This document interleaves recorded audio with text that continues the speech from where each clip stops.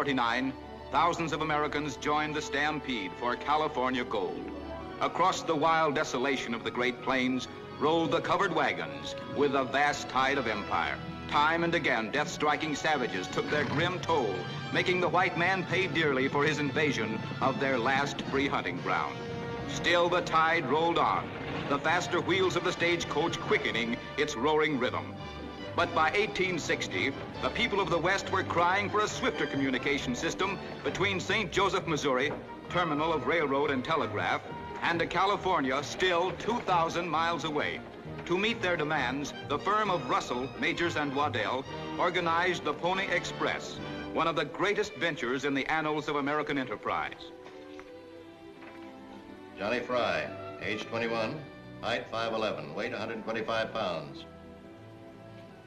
Experience satisfactory. All right, Alex. Mr. Majors will swear you in. Thank you, sir. Raise your right hand. Do you hereby swear that while you're in the employ of Russell, Majors, and Waddell, that you will use no profane language, drink no intoxicating liquor, conduct yourself honestly, and be faithful to your duties, so help you God? Yes, sir, Mr. Majors. You'll carry this Bible at all times, also a pistol to be used only in case of direst necessity. Mr. Bolivar Roberts, our superintendent, will instruct you further. Thank you, sir. That man there says I'm too heavy, sir. But I'm young and I'm wiry and I can ride with the best of them. And I don't swear either, sir, nor drink, nor chew tobacco, or... Well, I'm glad to hear that, my boy. What is your weight? 150, sir. Oh, I'm sorry, but our limit is 125. We have our horses to consider, you know. And you'd have to ride 100 miles or better at a stretch with 6 or 7 changes of horses. A few hours rest at your home station and back again with a return mail. So you see, that requires light as well as experienced riders. But I'm practically raised on a horse, sir, and I'm sure I could make good if I was just given a chance. What's your name, young man? Cody, sir. Bill Cody. You see, Dad was killed in the Indian War, leaving my mom and sisters, and, well, I sort of hoped I could ride for the Pony Express, sir. Roberts, I think maybe old Nevada Jim could use this boy as a stock tender. A stock tender? That isn't a riding job, is it, sir? No, but you would be working for the Pony Express. I'll take it, sir. Maybe I'll get a chance to ride later on. All right. Report to Mr. Roberts tomorrow morning. Yes, sir. Thank you, sir. That kid's got spunk. He'll get along. I wish I could say the same for this enterprise. You will, Alex. 200 stock stations with men to tend them. 80 riders, 500 thoroughbred horses, and $100,000 in gold before the first pony's been saddled. Never mind. With mail at $5 per half ounce. We'll get returns. Roberts, you leave for Sacramento on tomorrow night's stage. Line up the California stations. Your first pony is to leave with mail for the East at noon on April the 3rd. The westbound rider will leave St. Joe at the same time. On April 3rd, 1860, Mayor Jeff Thompson formally opened a service that was to play so vital a part in the winning of the West. It's up to you now, son. You'll have to change horses 7 times between here and Seneca, Kansas.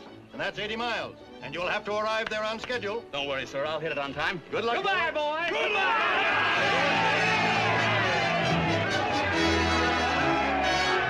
In faraway Sacramento, at the other end of the line, another young pony rider was ready to take the long trail eastward. Go to it, kid. Your relief ride will be waiting for you at Placerville. Yes, sir. Take her away!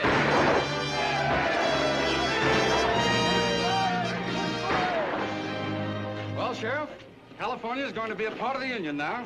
That depends on what union you refer to, sir. I don't know who you are, mister, but I'm wanting to know what you mean.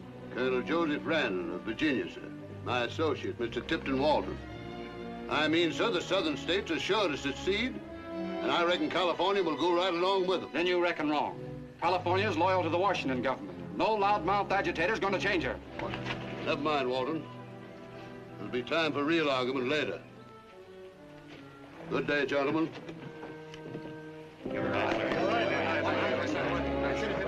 Cut the gunplay, Tip. You'll spoil everything. I never took that from any Jasper in Texas. That's why you can't go back. I got to admit, you can sure handle this Virginia gentleman stuff, Joe. Why, these Southern sympathizers, they think you're the real thing. Once we get them organized, they'll pull this state out of the Union fast enough. Then we can start running slaves and collecting our share of this California gold. I reckon we can afford a drink on that. You do have an idea now and then, Tip. Day and night, the Pony Express pounded across the wind-swept spaces of the Great Plains, where slower mounted red men soon learned it was hopeless to pursue. Clipping 2 weeks off the fastest stagecoach record, this chain of fearless young riders blazed a 2,000-mile trail in the amazing time of 10 days. St. Joe in California, the muddy Missouri, and the bright Pacific were close linked by the flying ponies. A new era had come to the West. Was that a man or a phantom?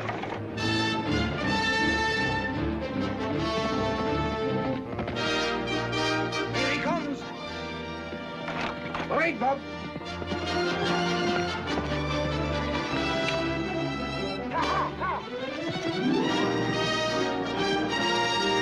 At a small way station in Nevada, some weeks later. That critter reminded me of a horse I used to ride after buffalo. I recollect the time Now, listen a minute, Nevada. If you're gonna start another one of those long-winded buffalo hunts of yours, wait till tonight, will you? On account of I've got work to do. being stock tender for the Pony Express ain't work. It's the rider that gets all that.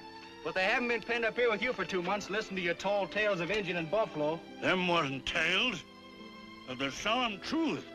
Now, wait a minute, Nevada. I've been keeping count on you the last couple of weeks, and how many buffalo do you figure you killed single-handed? Counting Injuns? Just buffalo. Well, I ain't exactly kept count, but, guess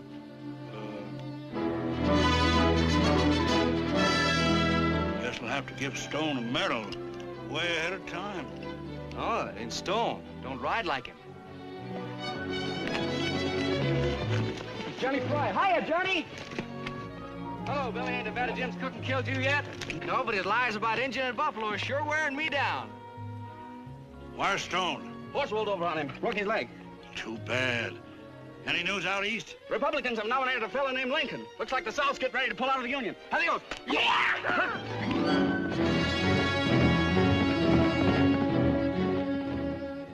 I'm sure glad he's on this run. Maybe he'll help me get a riding job. Lincoln, huh? Must be that prairie lawyer from Illinois. Might get elected, too. Well, that would help me get a riding job, Nevada. They'll be making war, Billy. And once more, California may pull out of the Union.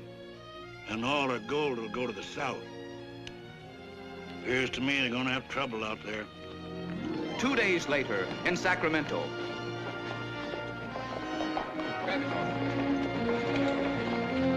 Careful. Right here's all right. Tell us about it, Sonny. Ambush. The whole trail's alive with Paiutes. Old Chief Winnemucca's tribe, eh? Important dispatch. Mr. Lincoln's... Here, take him inside. Get a doctor, quick.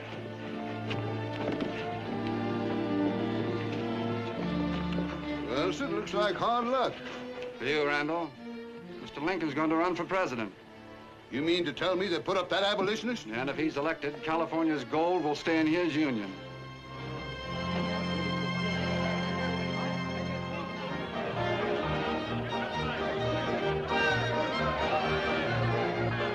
You ain't worried about Lincoln being elected, are you? If he is, plenty of people will change their mind and try to keep California in the Union. There's enough Southern sympathizers in the state legislature right now to push through a vote for secession. And we'll keep agitating. Trouble is, the legislature won't convene till the middle of November. The presidential election's on the 8th. Pony Express may get the results through before the secession vote comes up. There might be ways of stopping the Pony Express riders. November 8th to November 15th. Tip, that's the best idea you ever did have. Old Chief Winnemucca is doing all he can to stop him now. I reckon he'll listen to reason. Through the months that followed, the Pony Express maintained its rigid schedule on the dangerous overland trail. But Russell now realized it could not succeed without government aid. Net loss of $25,000 a month. And now they run a telegraph line from Sacramento to Fort Churchill, Nevada. I tell you, we can't go on without a government mail contract. By heaven, I've got it. If we can get the election results to the Fort Churchill Telegraph in 8 days, we'll have a great selling point. And Congress may be willing to give us a mail contract. A message that's sure to decide the secession issue in California. And perhaps the fate of our nation. Listen, Alex, with the election still 2 weeks off, we have time to arrange for a speed record to Fort Churchill. If the Indians and the weather let us through. And nothing must stop the pony this time, Alex. Nothing.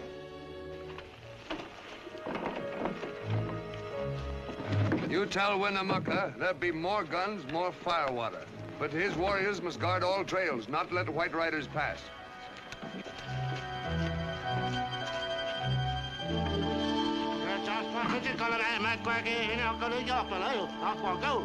On the night of November 8th, 1860, in the St. Joe telegraph office. Tucky, I'm speaking Douglas. How about Lincoln? Not a chance. Yeah, Lincoln.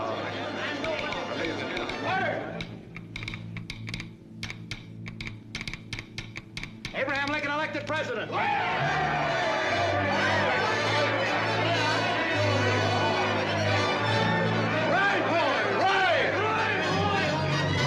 Thus began the ride that was to change the destiny of a nation. 7 days later, Bolivar Roberts arrived at Nevada Jim Station in northern Nevada. Oh, Bolivar, what you doing away out here? Saddle another horse, Cody. When Fry comes in, you're making a ride to Mountain Springs. You mean I'm gonna ride and carry the mail? You're gonna ride guard for Johnny Fry and carry 2 guns. Hurry up now and get your horse ready. Yes, sir, Mr. Roberts. Rustle some grub, Nevada. Reckon I could use some breakfast. Sir. Hurry it up, Nevada. I'll have it, then, Jiffy, but what's all the hurry? What's eating you, Bolivar? Plenty.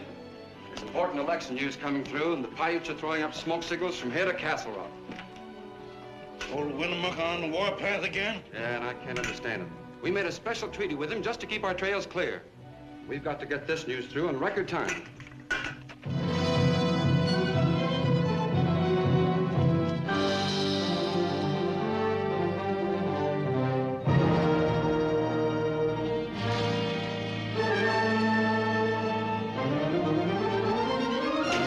Indians. They're slipping in us along that ridge. They're all carrying rifles, right? Ain't much danger, then. I never saw an Indian yet could shoot a rifle straight. There's one of them now. Wait. Cody, you've got to take a chance. Slip out the back way to the spring as though you're after water. Then crawl through the thicket and stop Fry. Tell him to circle wide around the station or he'll ride right into a trap. Yes, sir, Mr. Roberts. Here, take his extra gun. Thank you, Nevada.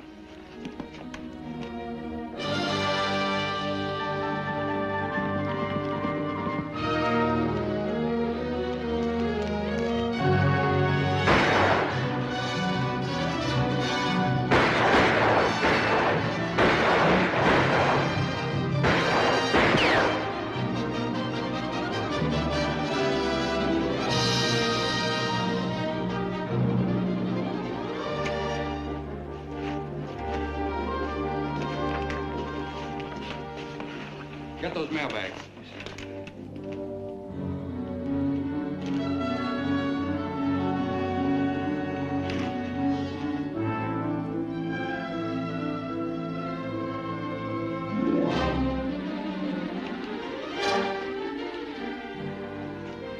Tough luck, Johnny.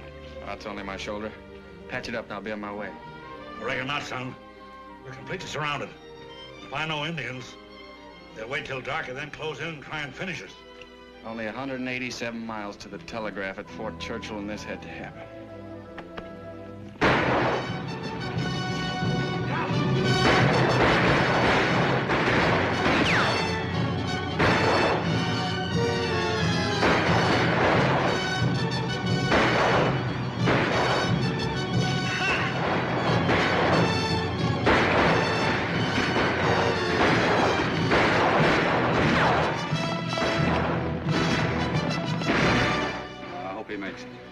It's our chance to get out of here.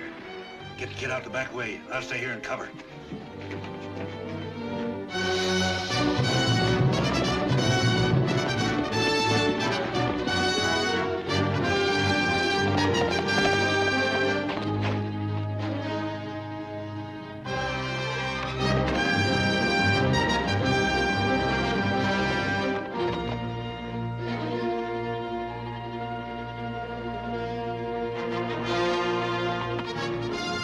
Young Bill Cody found no relief rider awaiting him at Mountain Springs, only death and devastation.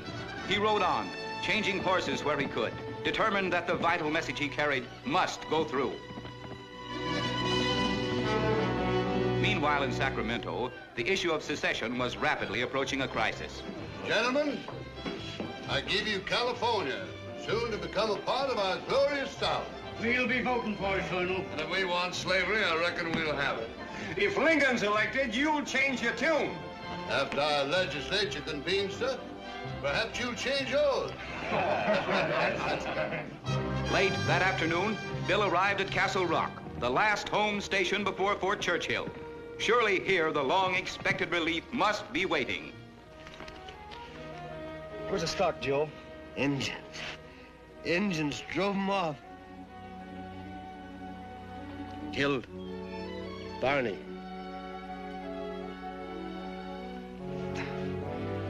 Joe. Joe.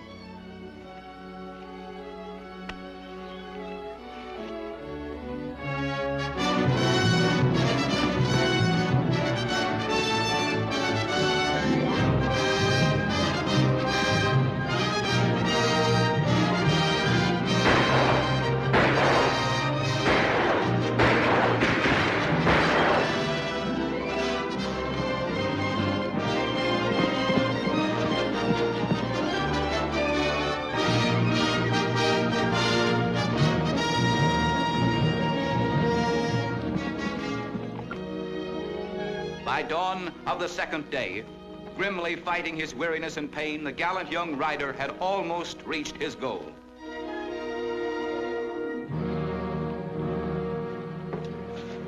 Well, gentlemen, we'll soon be due at the Capitol building. We better make that the last. All right, here's the secession, men.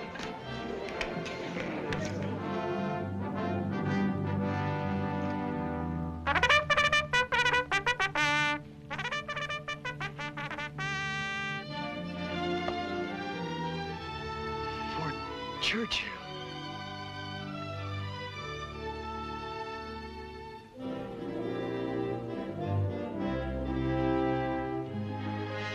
Lincoln's elected. Get the telegraph operator. Hurry! Corporal of the guard, post number 1. Here, take this. I'll take care of him. Well, not that we distrust you, gentlemen, but Walton and I just go along to see that you do your duty. Abe Lincoln elected! Abraham Lincoln, President of the United States! Why, you're a crazy man.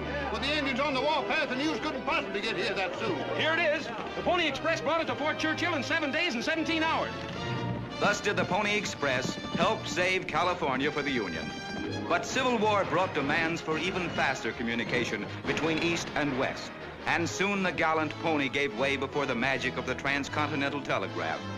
After 19 months of riding the overland trail without government aid or a cent of profit to its backers, the Pony Express was formally disbanded in October 1862 at St. Joe, Missouri.